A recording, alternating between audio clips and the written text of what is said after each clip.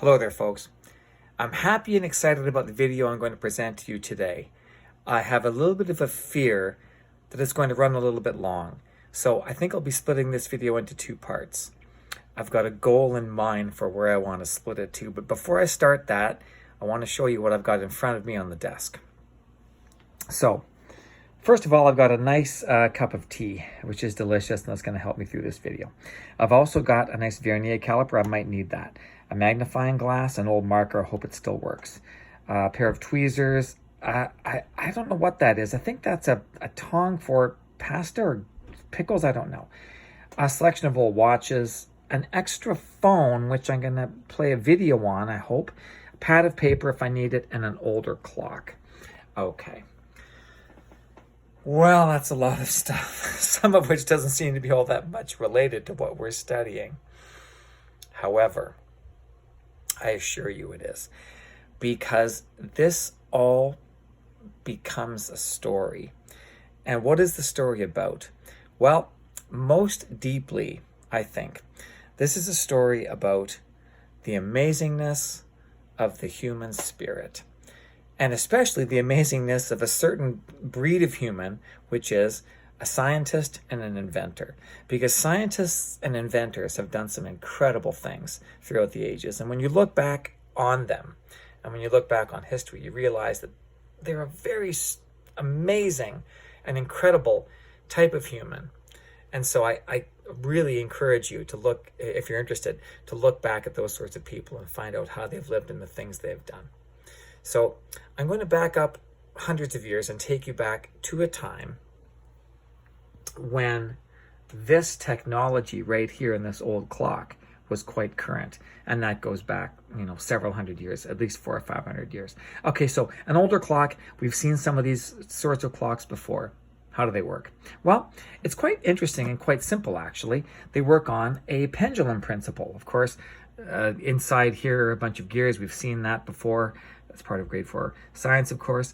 In this case, though, the gears are driven by this pendulum. So how does it work? Well, the pendulum goes back and forth, as you probably know. And as it does, it makes that interesting ticky-tock sound that everybody knows from a grandfather clock or a mantle clock like this. And it keeps the time. Now, how does it work? Well, if you look carefully at what's happening, that little arrow is the center point. And what's happening is, of course, the pendulum is swinging a certain distance to this side and a certain distance on this side. And really, it's about the same distance on both sides. And it takes the pendulum a certain amount of time to get up on this side, stop, and swing over back to the other side again.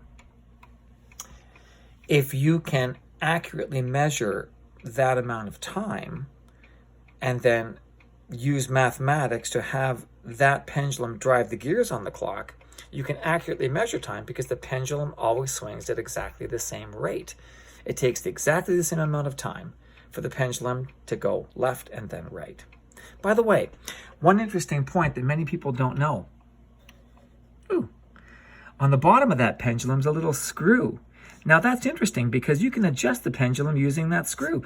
If you undo that screw, the weight of the pendulum comes further on down that stick, which means the weight is hung lower, which means the pendulum will slow down. And if you tighten up that screw, the pendulum weight climbs up that stick, which means the weight is placed higher up and the pendulum moves quicker. Which means, actually, if you want to fiddle with it, you can self-adjust that clock and adjust it for perfect time. It's actually kind of fun. I'll recommend that as a cool little activity. But anyway, these pendulum clocks do work rather well. And they do keep time very, very nicely as soon as you get that pendulum adjusted. So I guess the story's over. We now know how to keep time nicely, and it's a done deal, right? Wrong. Sorry to say. There was always a problem with the pendulum clock. And that problem is a very obvious problem. Watch. If I have my pendulum clock mounted firmly on a table, or if it's a grandfather clock sitting on the ground, everything works out fantastically. But as soon as things start to bobble around, right, the pendulum can get very confused. If it's moving this way and I shake the clock, well, all of a sudden now the pendulum's bopping off things and it's going front and back as well as side to side. The pendulum's all confused. It has lost its synchronization with the gears. And so now all of a sudden, my pendulum clock no longer keeps time.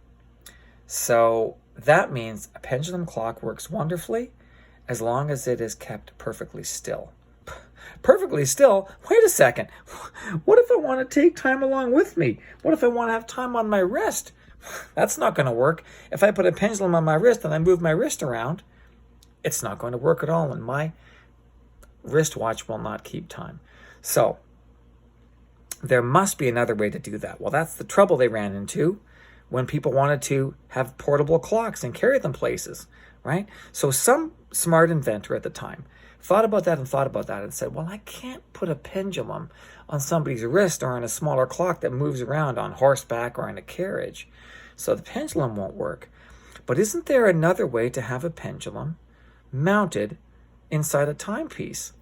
And there is. Look at this.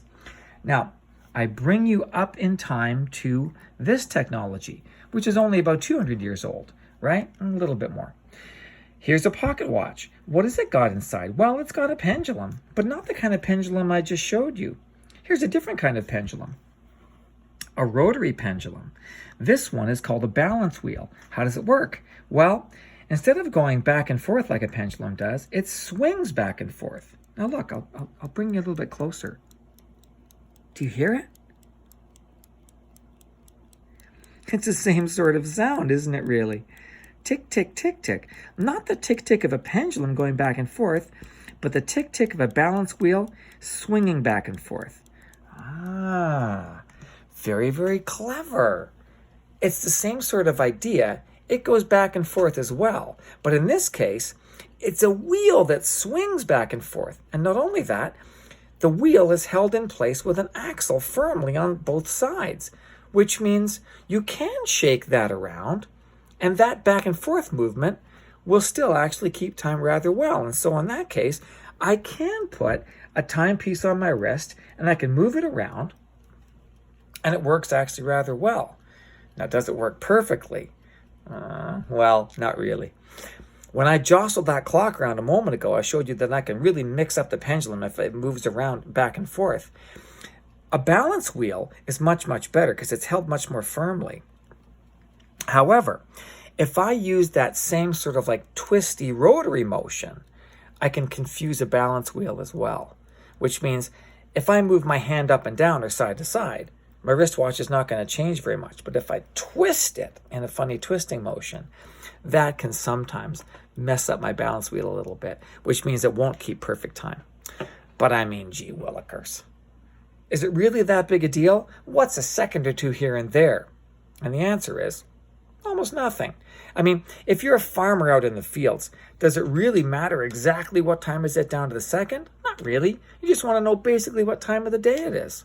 And if you're a businessman, let's say working in an office, and you want to have a sandwich for lunch, you want to know generally what time it is, but not down to the second. But hang on a second. What if there are changes in society and there are things that get to be extremely, extremely precise? What if there are situations where we need to be completely 100% precise about something down to the second, and we can't possibly lose a second here or there because it's a matter of life and death? How could we make a clock or a watch run absolutely precisely? Well, we would have to base the timing on something more reliable than a pendulum and more reliable than a balance wheel. We'd have to base the timing on something that really would not change. Are you ready for it? Here's where we come back to grade 4 science again. Watch this. In front of me on the table is a pair of tweezers, but I intend not to use them as tweezers. I intend to use them as a primitive device, which you may have seen before. I actually don't own one. It looks like that, so I do a picture of one for you. I'll get to that in a second. Watch. These two little metal blades are held up by this little sort of like a hinge at the bottom, right? They're held side by side. And of course, the metal has a bit of a springiness to it. And if I whack these tweezers on the table, something amazing happens. Watch this. Did you see that? Oh, that's perfect. Oh, I love that. Look.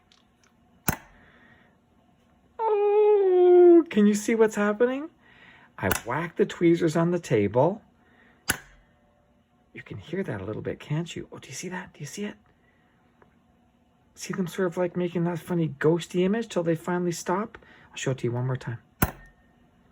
Oh, look at them vibrating. Oh my gosh, that's incredible. Hope I didn't damage my... Oh, geez, I did. Hope I didn't damage my desk too much. There it is, my dears. Did you see that? When I whacked those tweezers on the table, they vibrated and they made a certain sound. Did you notice that every time I whacked them, the sound was the same? And that's the trick. A guy back in the 40s by the name of Max Hetzel noticed that too. And he said to himself, hang on a second, I've got an idea. To make a timepiece that's even more accurate than one using a balance wheel, I've got to base it on something which is the same every time. Sound. Why don't I base it on a sound? And that's where I'm going to finish off the first part of this video. When I get back together with you, I'm going to show you how Max Hetzel took that seemingly crazy idea and he built something which is, I think many people would say, one of the finest achievements of science ever achieved in the 20th century, and maybe even beyond that. I'm going to stop the video now. Sound. That's where we're going to start next time.